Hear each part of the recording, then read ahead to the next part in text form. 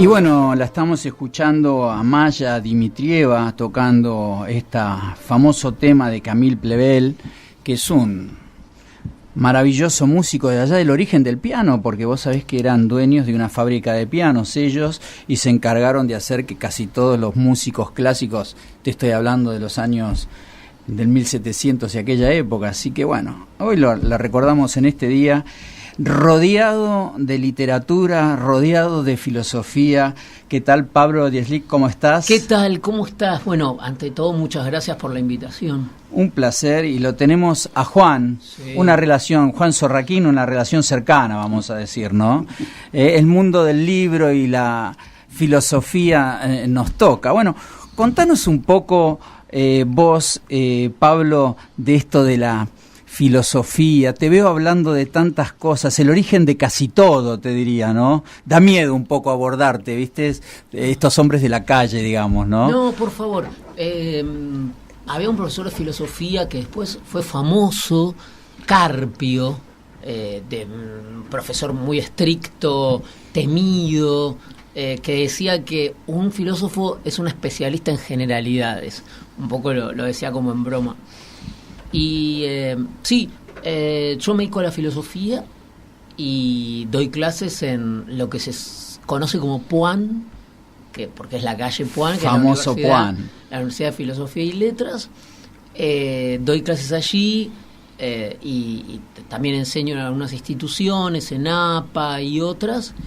Me dedico a algunos cruces entre estética y ética, a algunos autores que me gustan y a la literatura, y así con la literatura llegué a este que para mí es un extraordinario libro de Juan Sorraquín, El Guiño, y que para un lector no avisado, como para un lector con algunos intereses, es una lectura hiper recomendable, porque aúna y es una concurrencia de cuestiones de médicas, espirituales, sentimentales.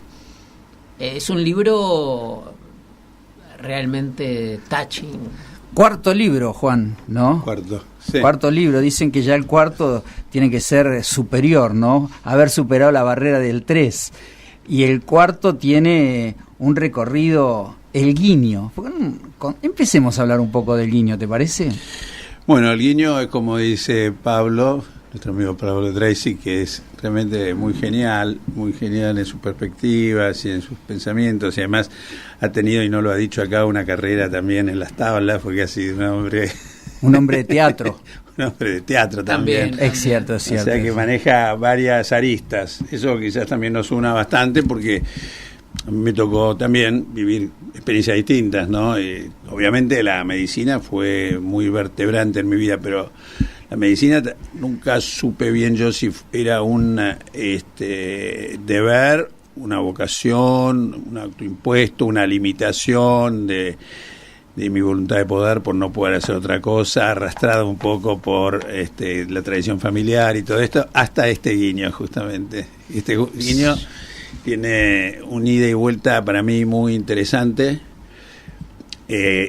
por eso está contado en una clave de primera o tercera persona, y hay deliberadamente una especie de juego con los tiempos, la conciencia, la memoria, lo que se recuerda. Lo que yo recuerdo de ese guiño, y lo recuerdo muy bien, es porque sobresale a todos estos terremotos de la conciencia y sobrevive como en esta lactita de realidad, ¿viste? Es lo que no puede ser reducido a otra cosa que lo que fue. Y eso me pareció vertebrante para escribir esto. Claro, el título es El Guiño. El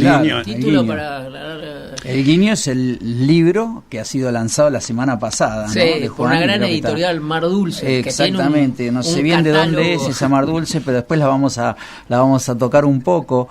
Y el tema de la medicina como hilo conductor, ¿no? Hay una frase que dice, cuando habla de un médico, ¿no?, que está está empezando a operar, y dice: el cinismo y la sátira liberan a muchos cerebros quirúrgicos de sus tensiones. Empezamos por ahí, ¿no? Sí, ¿Qué es estar operando ahí cuando viene uno u otro en una situación de vida o muerte? Vaya a saber uno cómo es, ¿no? Cómo desde ahí arranca, ¿no? Bueno, si la medicina te propone una situación existencial muy complicada, quizás ahora menos, está más amortiguada por la tecnología, y hay una especie de distancia, ¿no?, con el riesgo, pero sobre todo hay que colocarlo en la época donde esto pasó, donde la medicina no era tan eficiente como ahora, las terapias intensivas prácticamente eran prototerapias, las residencias recién empezaban, hay una gran tradición en el conocimiento. Esto nos va a decir Pablo, la gnosiología médica se basaba mucho en el médico básicamente y no tanto en el remedio, digamos. ¿Por qué? Porque el remedio no era muy eficaz, las tecnologías eran bastante pobres y la habilidad del médico era central, ¿viste? Entonces en los actos quirúrgicos a veces te ves muy desafiado en esa cosa que ataca a tu ego, a tu experiencia existencial, y te quedan estos recursos del género literario o de la filosofía, que es el cinismo y la sátira. Son dos formas en donde vos relativizás lo que estás haciendo y donde podés escapar a la extrema tensión. Y pues lo puse así, que parece crítico, para decir que en realidad lo que está pasando es muy complejo para el médico también, porque constantemente hay juego entre estas dos realidades, que el enfermo es el enfermo, y casi todos los libros médicos están basados en lo que sufren los médicos y lo que los pacientes y lo que los médicos hacen por ellos y qué sé yo, y parecería que se involucran solamente en una situación de esfuerzo, como si fuera a construir una catedral o hacer un cuadro. Y en cambio el costo médico, que es inevitable, es humano y es mucho más profundo de lo que el propio médico acepta. Yo pienso incluso, Juan, que el costo, lo que vos decís, el costo, aunque vos le salves la vida a un tipo, el haberlo cortado, cortar a alguien. Bueno, de hecho hay acá marca algo que, claro, vos, no sé, yo no sé de medicina, pero es una traqueotomía o algo de urgencia que tenés que cortar. Y realmente, cuando éramos chicos, yo cuando era chico se decía, no me acuerdo, había un chiste que era que matás un chancho y hacías así, lo asustabas, cómo grita el chancho cuando no sé si será porque el chancho grita grita tremendamente, grita, ¿no? Hay algo muy fuerte ahí, ¿no? Pero vos lo tenés que, al paciente lo tenés inerme, o sea, vos estás cortando algo que medio está cosificado, porque ahora se habla mucho contra la cosificación, ¿no? Pero yo hablaba de un amigo, pero esta discusión del feminismo y demás, pero digo, la cosificación, pero en algunas áreas es importante. Mirá, si un médico no tiene cosificado al paciente, siente algo por esa persona que está operando. Pero yo ahora estoy pensando, Juan en el libro opera gente que conoce o que tiene un afecto. Ahora, la fuerza de estar haciendo, necesitas que eso sea un cacho de carne, un matambre, para poder ser eficaz. ¿Puedo ponerte un tema? Nota a pie de página? Sí. No, porque creo que la distinción es muy importante entre un quirófano y una morgue. En la morgue está cosificado quizás el ser humano, aunque todavía le queda un resto de vida, pero de ninguna manera en el quirófano, donde vos estás en la esencia de la vida, vos ves la sangre, vos cada cosa que podés herir sangra, se revela, es fascinante, ¿entendés? Lo que decís, y te arrastra. Es verdad. Esa sangre es un río que te arrastra, no es tan sencillo. De hecho, a ver, voy a refrendar tus dichos. En el libro, cuando hace una de las operaciones, que no recuerdo cuál es, y que está siendo exitosa, el peligro aparece cuando aparece la sangre, la hemorragia, aparece sangre roja. La parte de atrás del hígado. O sea, la parte, cuando empieza... Hay alguien que lo cortó y lo cerró y no se había dado cuenta, digamos. Ahora, con todo me atrevo a decir, ¿no? Si no hay... Es verdad, la cosificación absoluta sería el cuerpo inerme por completo, que no responde, ¿no? Esta idea de que no responde, ¿viste? Pero no tiene que positivamente haber un grado de cosificación para que vos justamente no te conmuevas ante lo que estás, porque si vos si no tenés un mínimo grado de separación y de frialdad y de convertir a eso en un campo quirúrgico en lugar de, no sé, tu amigo, es como muy fuerte. O sea, bueno, esa yo creo que vos en el libro está descrito que el médico era un médico joven, claro, y de alguna forma al principio esto ya estaba resuelto y había que mandarlo a llenar la ficha y esperar hasta la mañana siguiente, ¿correcto? Sí. Y sin embargo aparece el guiño. Sí, aparece la no cosa, justamente la no cosa, el guiño es esa cosa. Está despierta y me manda un guiño y me hace sentir un ser con moral, por decirlo de alguna forma, totalmente. ¿no? Y yo creo que justamente eso, el guiño, es ese momento, bueno, para explicarlo, ¿viste? Será un día de mucho cansancio, una noche, ¿viste? Donde te dicen anda a firmar esto y llena toda la historia clínica porque esta persona se muere en un par de horas y así no tenés que levantarte más tarde. Y vos llegás y haces todo esto muy bien, muy elegantemente, burocráticamente, hablas con todo el mundo, decís todo lo correcto, digamos, ahí hasta ahí es cosa, ¿viste? Hasta ahí es cosa, y porque ya está más ganado por la morgue que por el quirófano, para ponerlo así como un triángulo, ¿no? Es partido un punto, perdido. Es un punto que va a ir al quirófano. Una res extensa, sola cosa. Está el certificado y como era un herido de bala iba a ir a la morgue. Eso era más o menos el destino natural como vos te lo representabas en tu cabeza. Iba a tener intervención policial, vos ibas a firmar todo eso bien concreto y ibas a poner los puntos exactos que tenías que poner para no tener líos legales después.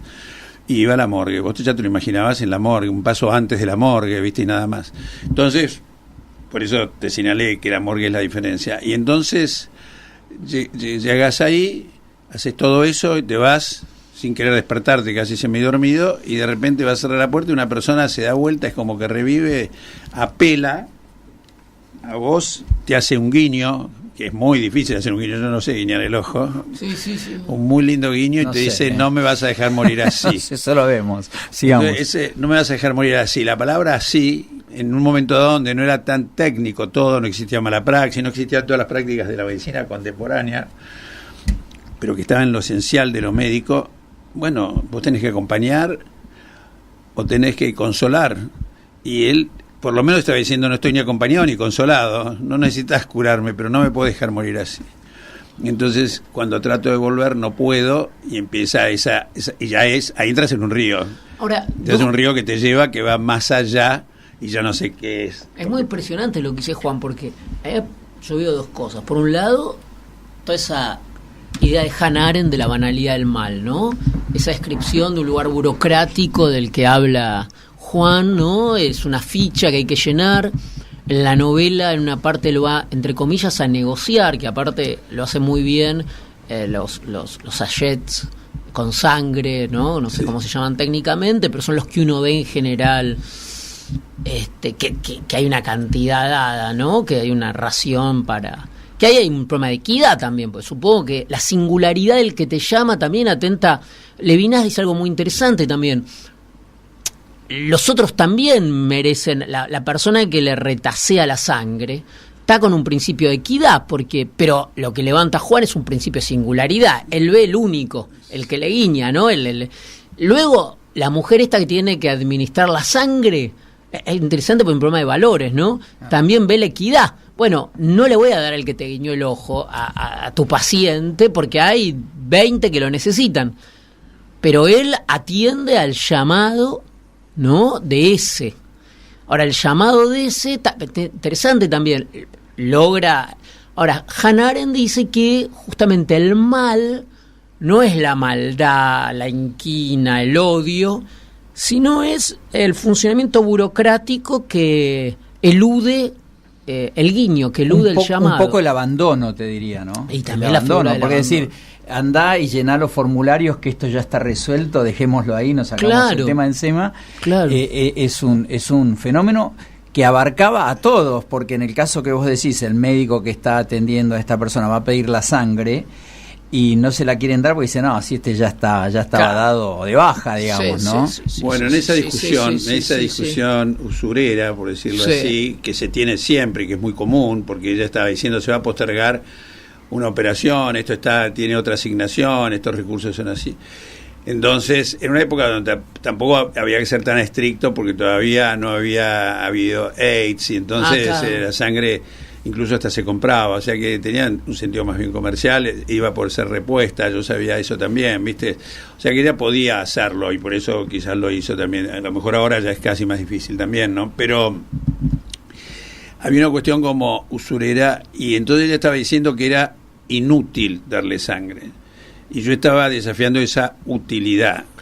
Entonces a mí me gustaba desde hace muchísimos, desde la adolescencia, un canto de Ezra Pound que decía: con usura no se construyen catedrales. Y yo quería construir una catedral con esa persona, no tanto en su eficiencia como médica, sino como en el gesto, que es el arte en definitiva, y que define esa lucha final, como Moby Dick, que perdés, pero no importa, la das igual. En ese sentido, ese punto de fondo yo creo que estaba también. Y por eso esa condición del arte médico estaba desafiada por el hospital y fue lo que me puso como antagónico de esa lógica. Vamos a dejarlos descansar un poco, vamos a poner un poco de música y volvemos con Más de Dos y El Guiño.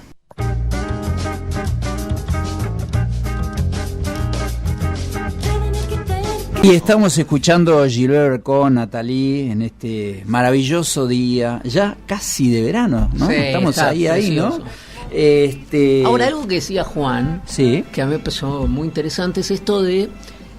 Yo a partir de leer el libro de Juan estuve como investigando un poco, sobre todo la historia de la cirugía, porque como vos decías bien, que es muy fuerte esto de tener a alguien que tenés que operar en ese momento, casi de Kierkegaard, que Kierkegaard dice que cuando uno toma una decisión, vos decís, bueno, ¿corto acá o corto allá?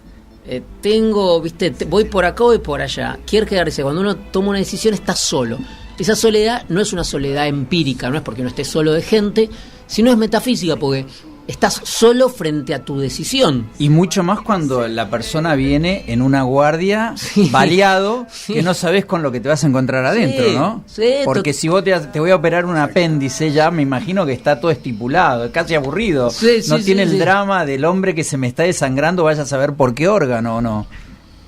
Y sí. Sí, el misterio del diagnóstico, sobre todo en aquella época donde los diagnósticos eran muy artesanales, viste, tenías muy pocos recursos, no habían tomografías, ni resonancias magnéticas, ni nada, era todo tu ojo y tu experiencia. Yo no era una persona experta, este médico no era experta, viste. Sí. Y la institución quedó afuera, ese es el problema también, ¿no? Sí. Con el gesto del guiño es arrastrado a la rebelión, eso es también, y es una rebelión contra el sistema, estética, en realidad. Para este personaje me parece que era el médico, pero también ética en un punto también, ¿no? Sí. Y estaba resistiendo la muerte, o sea, estaba siendo fiel a su principio más básico. Todo eso parece como... Pero todo eso es espontáneo, fue natural. A mí lo cuento en realidad, y lo necesité contar primero por ser solidario con el paciente, y que de alguna manera lo pidió, y segundo, por todo lo que pasó después, pero sobre todo porque en realidad es como que de repente, pensándolo más tarde, en ese momento me arrastraba toda esta desesperación, te imaginás, y la vergüenza, y la idiotez, y el miedo de no hacer bien las cosas, que todo terminara peor o mal, y era más bien eso, que por eso no es autobiográfico, porque no quise hacer una narración de todas esas emociones que fueron muchísimas e intensísimas. Fue todo un mes increíblemente complejo, ¿viste? De discusiones, de temas, de miradas, de situaciones, que eso trato de pasarlo para no ser demasiado concreto en eso. Porque lo que me parece que me llevó a ese punto es a la cosa esencial del acto médico y quizás esencial del acto humano, que es ayudar a otra persona que te lo pide. Punto, en cualquier circunstancia y de cualquier manera. Quizás sea el cristianismo lo que me atraviesa. Yo creo que es la naturaleza humana que está ahí desde siempre, me parece, ¿no? Pero también tiene que ver las personalidades, porque el personaje que te hace el guiño, que es un gesto propio de él, que no sé si todos los pacientes le hacen un guiño a un médico, y que tiene que ver con el principio de una larga historia. En donde a lo mejor uno era un sabio en el mundo de la medicina, aunque muy joven y sin experiencia, y el otro tenía un recorrido de la calle que le daba una sabiduría para encarar estas cuestiones que se va desarrollando de alguna forma en todo el proceso del libro, ¿no? Sí. Todo eso quizá posterior, por lo menos para el narrador, ¿viste? Creo que claramente la fuerza está puesta en el otro, pero porque uno estaba anestesiado frente al otro. Este es el problema.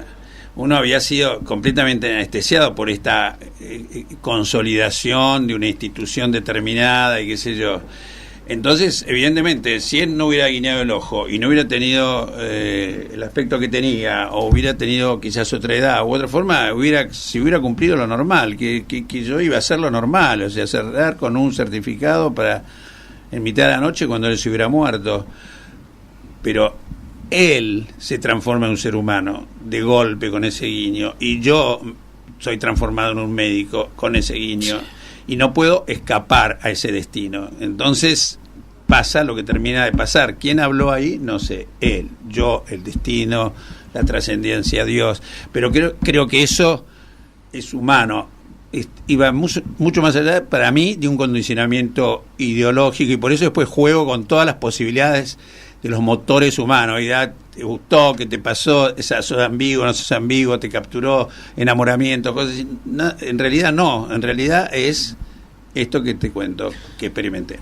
Sí, es muy interesante lo que dice Juan, porque por ejemplo en la filosofía, en una parte de la filosofía, no toda la filosofía, la tradición más bien continental de la trascendencia, se hace mucho hincapié en lo que se habla como un llamado, ser llamado, sentir que uno es llamado, que es la idea de la vocación. Y apel, call, toda esa modulación de, en hebreo, hineni, que es lo que dicen todos en la Biblia cuando Dios lo llama, dice, hineni es estoy listo, estoy disponible, la idea de disponibilidad, ¿no? La idea de servicio. Voy a decir algo que parece banal, pero creo que no lo es. Creo que uno le impresiona el texto de Juan porque repone algo que está perdido, que es la idea del servicio. El otro día fuimos a comer con unos amigos a un bolichito, y decíamos, dice uno, qué bueno, los mozos acá son old school, ¿no? De la vieja escuela, no son los de Palermo que te ningunean, te ignoran. Y entonces uno que había trabajado en uno que llamaba, que creo que existe, Dorá. Famoso Dorá. Sí, hermoso. Dice, él había trabajado de mozo ahí. Sí. Dice, porque yo que trabajé en Dorá, en el Albamonte, en una serie de fondas, de lugares de antes, lo que no hay ahora es la idea de servicio, hasta en un mozo. O sea, el servicio que trasciende la cuestión, el ideal, lo que es para una persona cumplir un servicio, saber que está, yo tenía una amiga médica que trabajaba en un sanatorio y decía, cada vez que voy al sanatorio me siento contenta porque siento que formo parte de algo que es más grande que yo. Qué bueno, claro. Eso, ¿viste? Qué bueno, ¿viste? Y bueno, yo ¿sabes qué? Ahora oyéndote a vos, me parece que lo del servicio está totalmente así, pero quizás no en este preciso, sino más tarde, en la continuidad de la relación sí, porque cuando me di cuenta que ya Román era como una, si querés, obra de uno, porque uno estaba involucrado. Primero, la satisfacción de saber que esa persona estaría muerta si vos no hubieras intervenido, sí o sí, que ya estaba fuera del sistema, eso seguro. Que nadie hubiera hecho eso, y además estabas vos ahí para hacer lo que nadie hubiera hecho, porque vos mismo no lo hubieras hecho. Entonces, hay algo que está hecho que no debería haberse hecho. Eso también es misterioso, ¿no es cierto? Entonces, bueno, el servicio, sí, perfecto, es eso, se lo sirve después, ¿no? Rescatado. La idea de la trascendencia, de lo otro que te llama, sí, exactamente eso, algo que es más fuerte que cualquier otra situación, claro, y que te revela, ¿viste? De alguna manera. Le pondría una palabra a eso, que es, una cosa es el servicio y otra cosa es el sentido. ¿No? Tan bueno, sí. La palabra sentido, porque cuando vos un guiño de una persona que está ahí, que es un llamado al servicio, también tiene el sentido de ese pedido casi de supervivencia, que tiene mucho que ver con el amor en algún lugar, o algo de adentro que aparece con la valoración propia de superar el desafío de los que te rodean, saltando por un llamado de alguien, ¿no? Todas esas razones o sentidos hacen que uno tome el riesgo, ¿no? Que es en un instante todo, claro, ¿no? Claro, al ser instantáneo, como allá del momento, ¿viste? Y después la derivación, si querés que que tuvo eso para mí, digamos, como experiencia, es el rescate minimalista del otro, ¿no? ¿Cuántas personas te van mandando señales mínimas o sutiles? ¿Viste? En este momento que ya nadie es sutil y que todo el mundo grita, ¿viste? Sus intimidades y es obsceno y pornográfico. Es interesante. Hay un texto, perdón, que yo lo asocio con dale, cosas, bueno. ¿no? Pero hay un texto de un estudioso que estuvo de moda en una época, a veces es menospreciado, pero yo creo que es interesante rescatar algunas cosas. Joseph Campbell tenía un libro, El Camino del Héroe, que está editado, no sé si es fácil de conseguir, por el Fondo de Cultura Económico de México. Y él analiza comparativamente en varios cuentos, en varias historias populares, en Caperucita Roja, en fábulas, en varias historias, el camino del héroe. Entonces él dice, bueno, comparativamente, si uno compara en los cuentos de los hermanos Grimm o las fábulas, pero también en historias hindúes o novelas, siempre el camino del héroe es, lo primero es escuchar un llamado. Escucha el llamado. El llamado le puede dar pelota o no al llamado, puede atenderlo o no, porque, por ejemplo, ahí Juan podría ver ante el guiño, bueno, está bien, puede haber todo el guiño que sea, pero si él no responde, o sea... No está disponible. No está disponible, claro, el llamado está, pero bueno, estás ocupado con otra cosa. Por ejemplo, en la Biblia, en el Génesis, hay una escena que algunos filósofos y teólogos la han atendido, que es cuando está Abraham abajo de un árbol, que es el encinar, un tipo de árbol, y vienen 3 ángeles, que en realidad él cree que son 3 forasteros, pero son 3 ángeles.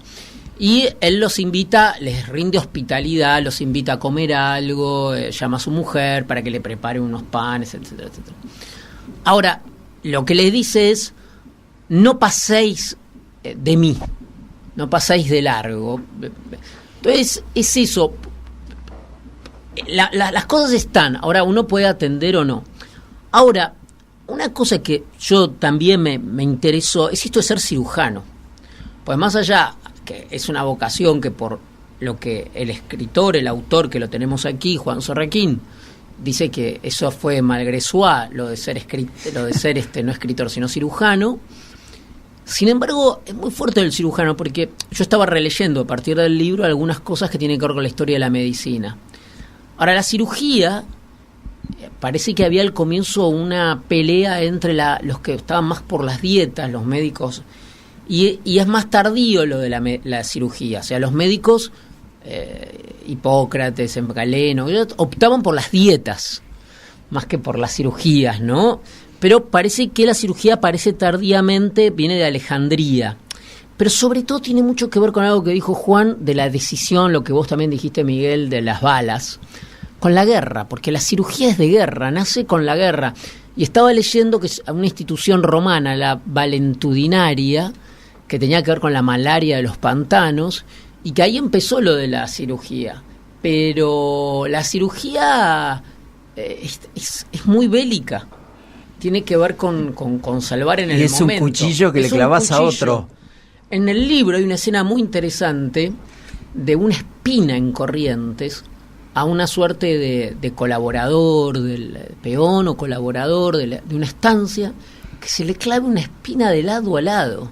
Y él con un cuchillo la saca, ¿no? Claro, es como de campaña, es un saber Sí, la cirugía tardó muchísimo tiempo en ser reconocida como parte de la medicina, era parte de ser barbero. Incluso las primeras hernias, que eran gigantes, se las cortaba directamente, así que a veces quedaba el intestino al aire, que se yo, era muy brutal, era una cosa violenta la cirugía tradicionalmente, entonces era un oficio más bien despreciable, ¿no? Y eso que ya había, incluso cuando ya había la lección de anatomía y la investigación de los cuerpos, porque los cuerpos eran sagrados, no podían ser explorados, ¿no es cierto? Había comercios de cuerpos, hay toda una situación, toda la época de Frankenstein y todo eso, es esa época, cuando después del Renacimiento se empieza a estudiar el cuerpo y a perdérsele el miedo. Esa es la verdadera cosificación del cuerpo, para como mediatizador de un saber, por eso se saca de las morgues o las tumbas. El cuerpo vivo del cirujano es completamente distinto, a pesar de que esté pasivo, ¿viste? Yo cuando te oí la otra vez pensaba, sí, puede ser, pero lo que vos sentís en el acto quirúrgico no es que está frente a un objeto, ¿viste? Es al revés, pensá como si vos estuvieras cruzando un río torrentoso con alguien arriba tuyo. Esa es la sensación que tenés en el quirófano. mucho más que estar y que sangra además. Y que no puede ser eliminado como una cosa. Porque si lo pudieras eliminar como una cosa, todo estaría fenómeno, tampoco te importaría nada. Es como cuando nosotros hacemos cirugía experimental en perros, es completamente otra cosa, incluso, ¿no? En cambio, al revés, es el hombre homo sacer casi, es el paciente completamente puesto en tus manos. Y además te lo dicen, y eso es explícito, ¿no? Entre un paciente y su médico es muy común que eso pase, ¿no? Estoy completamente en sus manos porque lo estás, y que vos te sientas completamente responsable de esa persona. Por eso te digo, es una forma de vida muy latente y muy quieta, pero para nada objetal, ¿viste? No. Yo cuando Juan te decía lo de objetal, en absoluto lo decía como algo negativo. Te voy a decir más incluso. Si a mí me dijeran, mira, te va a operar alguien que te quiere mucho, siente por vos una corriente de afecto real para operar. Y mira, hay un tipo que es un cínico, un tipo que que solo le importa su carrera y que salga bien por su carrera o por cobrar algo, pero el tipo es un frío, pero es como un... Yo creo que hay, por eso decía, hay un lado donde quizás, esto te lo pregunto más que lo afirmo, te lo pregunto, donde cierta frialdad puede colaborar con el éxito de una empresa que tiene que ver en un punto con una cuestión técnica, sí, ¿no? Esa discusión, eso es lo que se me pasa por la cabeza. Esa discusión era, ¿no?, incluso fuerte. Yo tenía un jefe de servicio que decía que el ideal de un cirujano era estar en el quirófano y que te manden de la guardia los pacientes para operar directamente. Yo te digo una cosa y lo vi muy bien. Yo cada vez que me han mandado un paciente completamente estudiado por otra persona y que yo tengo que operar, casi siempre tuve más complicaciones y dificultades que cuando yo trataba a alguien que conocía muy bien, por dos motivos. Porque vos tenés que pensar que la cirugía es un momento dentro del acto médico, que a vos te puede impresionar más o menos, pero vos tenés que sacarlo de la cirugía y llevarlo después para adelante, que es la segunda parte, si querés, de este libro, ¿me entendés? De hecho, en el libro hablas de alguien que vomita y que tenía algún síntoma y que no sé qué le dice el médico y se le acabó el problema. Claro, él en ese momento, la gastritis esa erosiva que tenía, al final vos decís, el tipo estaba histérico, y en esa época no tenías bloqueantes H2 y tenías que calmarlos como podías. Entonces, la impronta médica y esa sensación de poder del médico sobre la enfermedad y el enfermo y el manejo hace muy raro todo, en realidad, para ser franco, ¿no es cierto? Entonces, la discusión era esa, tenés que ser completamente frío y objetivo. Y yo te digo que en mi caso, puede ser que a otras personas les vaya mejor. A mí siempre me fue bien cuando conocí mucho al paciente. Montones de veces tuve que intervenir con datos previos y conocidos para poder torcer. Porque vos en el fondo estás enfrentando dos cosas, la cirugía en sí misma, pero también toda la cuestión tanática que el propio enfermo tiene, la fatiga, el agotamiento, la lucha que tiene que dar en el posoperatorio, las cosas que tiene que soportar y sufrir. ¿Quién te dice que esa persona tiene tanta vitalidad como para querer seguir viviendo? A veces incluso la enfermedad es un camino hacia la muerte que el paciente tiene. Todo eso lo tenés que saber bien, tenés que discutirlo. A más de una persona le he dicho ¿usted quiere morirse o no en un posoperatorio? Y me dice, la verdad que sí. Yo le dije, no, esto no va a pasar conmigo, y a veces ganó, a veces perdió. Gran desafío. Vamos a ponerle música a esto, sí, qué así volvemos. Vamos a la música. Chatea por WhatsApp con Gala, la asistente virtual de Banco Galicia. Todos los días las 24 horas para resolver cualquier consulta que tengas sobre productos y servicios del banco. Agenda a Gala 11 4439 8558. Banco Galicia. Disponible para consultas no transaccionales ni productos propios las 24 horas a través de bancogalicia.com, Facebook y por WhatsApp al 114439 8558. Más información en bancogalicia.com.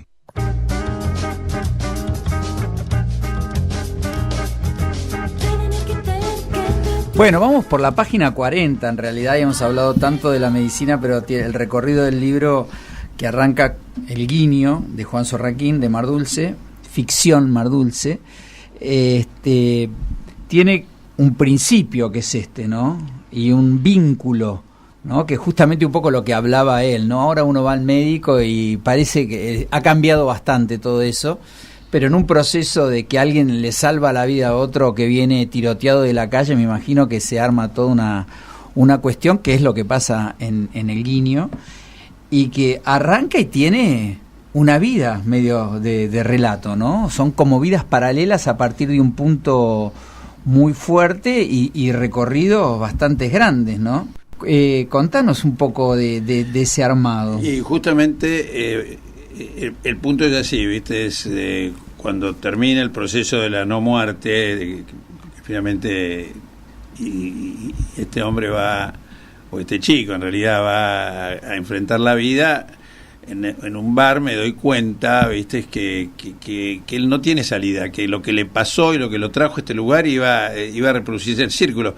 En el fondo, si te pones a pensar, es todo lo que los niní de hoy en día, esa percepción que no era tan importante en aquella época. Yo empecé a sentir que tenía una cuestión, ¿viste? Que hay una serie que se llama El Marginal, que él de alguna manera se había marginado por su cuestión familiar, un híbrido de diferentes culturas, algo que no estaba definitivamente integrado, algo que pulsaba en la familia distinto, y entonces me doy cuenta que sin ayuda no iba a poder resolver el tema existencial.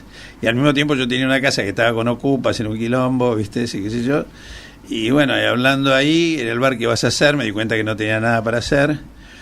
Y todavía estaba débil, y yo le dije que tenía este problema, y me dijo, mira, deja que me recupere un poco, qué sé yo. A los 15 o 20 días ya estaba fuerte de vuelta, ya cuando fue a su casa, fue, limpió la casa, sacó a toda la gente, hizo un acto claramente... a solucionarte un problema, solucionarme un problema grave, porque en esa época, como yo sacaba a toda esta gente, ¿viste? Esa era época de desaparecidos, de quilombos, ¿viste? Era todo difícil. Y entonces... ahí empezamos una relación, ¿viste? Laboral, si querés, o afectiva, ¿viste? Y después, bueno, sí, para mí lo considero una persona importante en mi vida, nos hicimos muy amigos, recorrimos muchas cosas y aprendí un montón de cosas y, ¿viste? Me asocié a una serie de posibilidades que me hice casi un constructor, gracias a él, porque si no hay cosas que no hubiera resuelto, después en Corrientes. Qué extraordinario lo que hizo Juan. Sí, eso fue pasando, y me hice amigo de toda la familia también, porque se hizo muy expansivo todo. Digo, qué interesante porque... bueno, ahora traigo una frase también de nuevo de Manuel Levinas, del filósofo. Dice Manuel Levinas: todo otro es maestro.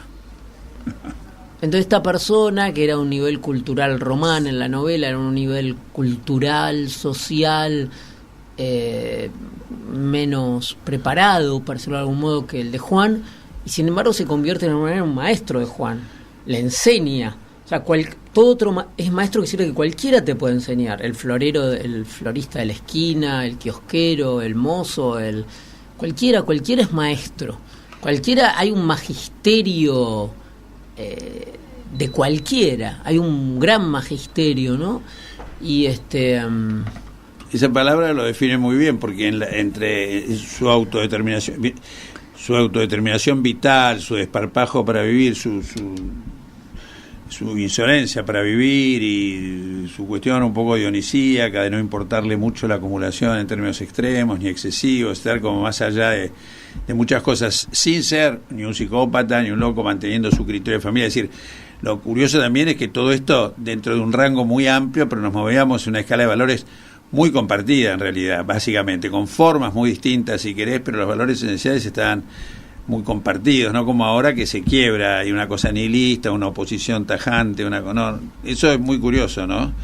Yo te digo que hay una frase literaria de la literatura argentina que también se le podría aplicar a ese momento, que es cuando, pero que es distinta también, ¿no? Es cuando Martín Fierro dice: el gaucho cruz no consiente que se mate hacia un valiente, y se cambia de bando, ¿viste?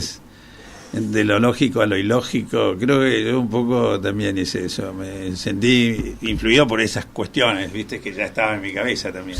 Sí, porque vos ahí también estás como fascinado por ciertas virtudes que resplandecen en el personaje junto con sus vicios, porque por un lado es una persona dionisíaca, que come, que chupa, que hace una fiesta, que te da dolores de cabeza, porque cuando van a la chica de la niña que vos sos el padrino, se embarra todo, se embarra el vestido de tu hija, te trae dolores de cabeza en ese punto, pero es una persona que con esa actitud desordenada y caótica, Román, es al mismo tiempo alguien que te ilumina.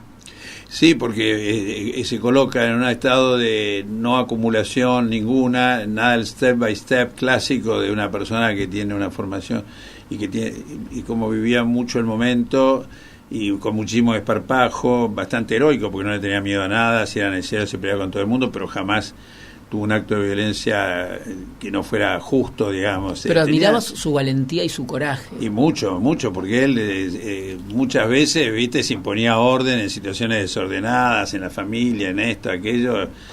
Tenía virtudes realmente muy específicas, yo creo que le venían de su padre alemán, y también tenía una línea así, ya más claramente cultural, ¿no? ¿Viste? Sí. Él era como algo que se estaba cayendo de un pasado distinto. Y creo que también por el propio conurbano de la argentinidad misma, ¿viste? Porque hay todo un aspecto que uno considera como cosa, justamente como vos decís, sin embargo, es completamente vital y está lleno de valores. Esto es lo desesperante de esta nueva pobreza, que es mucho más lumpen que trabajadora. Él era, si querés, lo más bajo que había en un trabajador, pero con potencia, con energía y con decisión. Y llegó a cosas importantes para donde partió.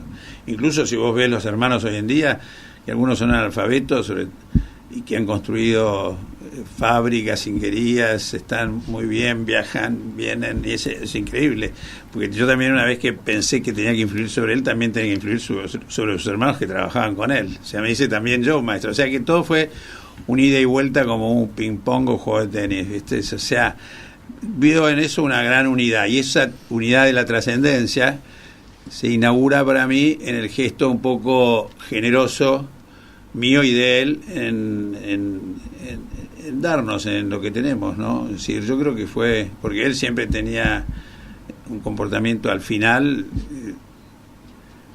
perfecto, pero lleno de quilombos, ¿no? Por supuesto, como es esto, pero quiero decir, la vida. Sí. Entonces veo una gran diferencia cuando la gente habla de pobreza hoy en día y que necesariamente tenés que ser delincuente, cuando él tenía una especie de nada. Si vos veías la casa donde vivía, tenía 2 hijos, tierra, nada de nada, y más pobre era imposible serlo, digamos, salvo que su trabajo y sus ganas, y tenía toda esa fuerza. Entonces, ¿cómo puede decir ahora que los pobres son delincuentes necesariamente? No quiero tampoco ahondar en esa cuestión ideológica, pero también es así como existió el guiño, también existió para mí en esa convicción. Bueno, ahora le agregas la droga, le agregas las mafias, le agregas el apetito capitalista, un desorden de la propaganda de lo que hay que obtener, o qué sé yo, el no gozo del erotismo real, el no gozo de la fiesta realmente, ¿viste? Todas esas cuestiones que ahora han sido reemplazadas y que crean un estado de insatisfacción, porque vos veías en esa persona una persona completamente feliz. Era lo menos neurótico que te puedas imaginar, en todo ese desastre.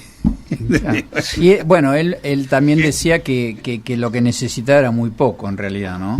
Él en términos materiales. Una persona que está segura consigo misma. Yo creo que porque era también un tipo muy fachero, muy buen mozo, ganador, ¿viste? En ese punto eso te ayuda también, ¿no? Ser fuerte. Increíble también la colisión de universos, porque creo que la conjunción de... Yo siempre digo, es una figura, el girasol. El girasol es un vegetal que tiene una relación de atracción con algo que es de orden totalmente disímil, como es el sol, que es mineral, casi hay una cópula entre él, y una relación, un tropismo entre una flor, que vos decís, ¿qué tiene que ver? ¿Cómo pueden entrar en...? Bueno, incluso diría, entre la abeja y la flor, uno es un animal, ¿cómo va a relacionarse un animal, entrar como en una relación? Bueno, creo que lo que se rompió hace muchos años en Argentina es la capacidad del encuentro de mundos diferentes, ¿no? Eso es lo dramático. Los countries. Competencia. Apareció la competencia más que la integración.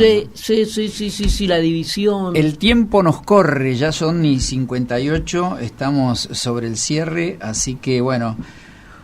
Señor Juan Zorraquín, el guiño Mardulce, recién sale del horno, ¿no? Semanita pasada lo tuvimos en mano, aprovechenlo. Es un gran libro para leer en vacaciones, por ejemplo. Para mí es un libro genial porque aúna una lectura, entre comillas, fácil en el sentido que no es un libro que ofrece una dificultad al lector, con una profundidad increíble. Bueno, Pablo Drieslich, muchísimas gracias por haber venido, acompañado. Juan, un placer tenerte.